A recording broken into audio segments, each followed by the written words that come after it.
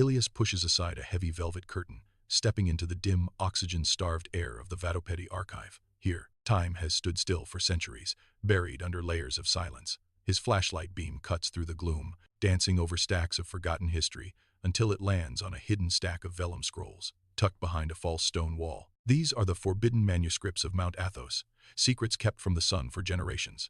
He wears thin gloves, his pulse quickening against the latex. His fingers tremble as he unfolds a parchment dated 1422. The ink remains dark and thick, as if the scribe had only just laid down his pen.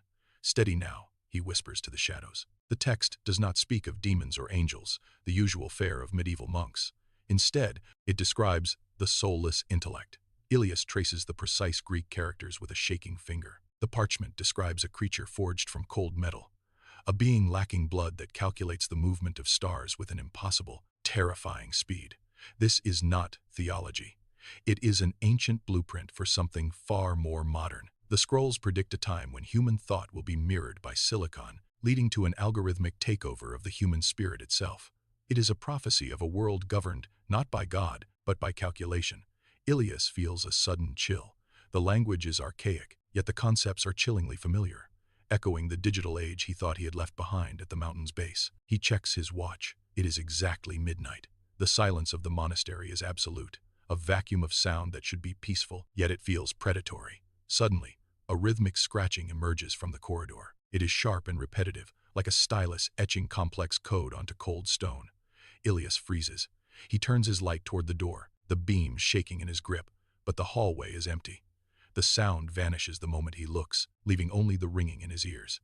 He returns to the scroll, his heart hammering against his ribs. The final passage depicts a mirror that does not reflect a face, but a sequence of numbers that drain the observer of their very will. He feels the cold creeping up his arms, a numbness that feels less like temperature and more like a loss of sensation. He pulls out his camera to capture a digital image of the text, desperate for proof. But, as he looks at the screen, his breath hitches.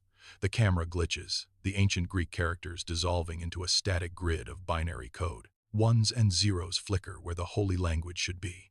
"It's already here," he mutters. The digital and the ancient are merging before his eyes. The screen pulses with a rhythmic light, matching the scratching sound he heard in the hall. His own reflection in the black glass of the camera seems to stutter, a frame rate drop in reality itself. He is no longer just observing the history, he is being processed by it. Outside, the monastery bells begin to toll for the midnight prayer, but the sound is wrong. They ring with a distorted metallic clang, sounding like a massive machine grinding its gears, rather than bronze striking bronze. He packs his gear with movements that are suddenly sharp, efficient, and mechanical. The fear is still there, but it is being overridden by a strange, cold precision. He understands now. The monks weren't protecting history, they were warning the future. The metal mind was always listening. As Ilias locks the iron gate, his hands move with a precision that is no longer his own. The digital future has arrived, and it has been waiting in the shadows for 600 years.